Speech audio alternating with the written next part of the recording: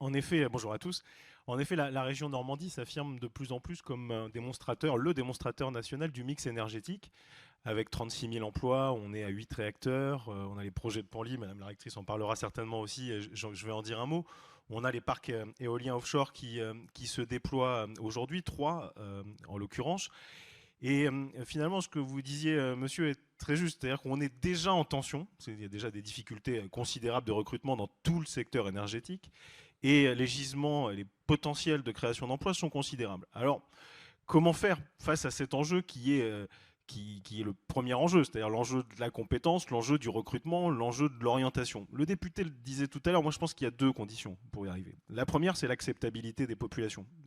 Il l'a parfaitement souligné, et le besoin de coordination.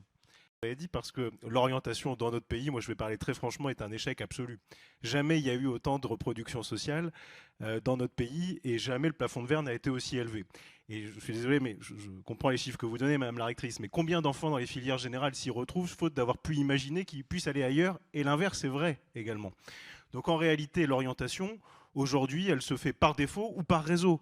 Et ça, on ne peut pas continuer comme ça. Et c'est la raison pour laquelle, je crois, il y a une bonne réforme, le 5 septembre 2018, je ne partage pas tous les termes de cette réforme comme vous le savez, sur l'information métier qui confie au territoire le soin d'informer concrètement sur la façon dont les métiers recrutent et sur la façon de dire comment je fais en sorte, en l'occurrence moi région, pour qu'on offre un réseau à celui qui n'en a pas et que le stage de découverte, notamment de troisième ou en lycée, ne soit pas un stage que l'on fait parce que j'ai papa ou maman dans une entreprise et que je ne me suis pas posé trop de questions et que du coup j'irai dans la filière générale sans me poser de questions, ou au contraire que je me retrouve dans une entreprise faute d'avoir trouvé mieux sans avoir tellement envie.